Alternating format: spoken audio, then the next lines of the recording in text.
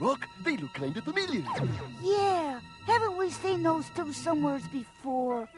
Baby boomer favorites resume their battle in The Adventures of Rocky and Bullwinkle, a combination of live action and animation based on the beloved TV show from the 60s.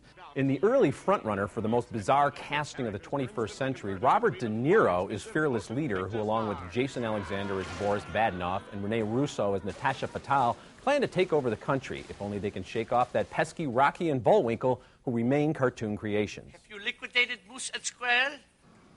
Did you use the CTI? Yes? Are you talking to me? Are you talking to me? What next? Anthony Hopkins doing Hannibal Lecter shtick? Now, helping R&B do battle is a rookie FBI agent named Karen Sympathy, played by Piper Perabo.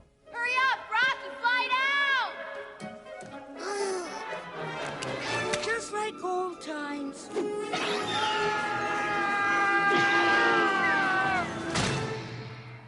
This movie has a lot of inside jokes and a lot of bad puns.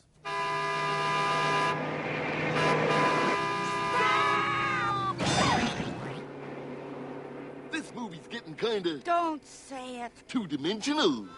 The idea of turning Rocky and Bullwinkle into a kind of Roger Rabbit light isn't a bad one, and I was totally smitten with Piper Perabo.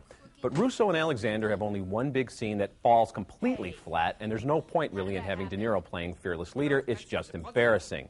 Now, I really like the scene late in the movie when Bullwinkle sails through cyberspace, but inspired moments like that are spaced among far too many corny jokes. And you know what? Just because you acknowledge that a gag is corny doesn't make it any funnier. So I give thumbs down for the flying squirrel and his stupid moose of a companion. Oh, come on, this was a funny movie. This is a funny movie for kids, and it's a funny movie for adults, too, because it has an attitude toward itself, and it's in on the joke. And I really was surprised how much I liked it. What's the joke? It's in on the joke. What's the joke? The joke is that these people are in a cartoon, and they know they're in a cartoon, and it's stupid, and they know it's stupid, and the narrator has an attitude toward it. But also, I wanted to defend De Niro. Now, you said, what's next? Anthony Hopkins doing Hannibal Lecter shtick. He did Hannibal Lecter shtick in Titus. And as far as De Niro doing his "Are you looking at me?" speech, everybody else on Earth has ripped that off. It's his turn. Why shouldn't he, especially in a movie he's producing the one guy himself? who shouldn't rip it off because it was such a classic Because moment. he can have fun with And it. I smiled at that. I smiled, and I thought he was very good as fearless leader. I liked the patent leather hair. Okay, I liked his hair gave a great performance. Okay, yeah. Okay. Well, I mean, it was part of the whole idea.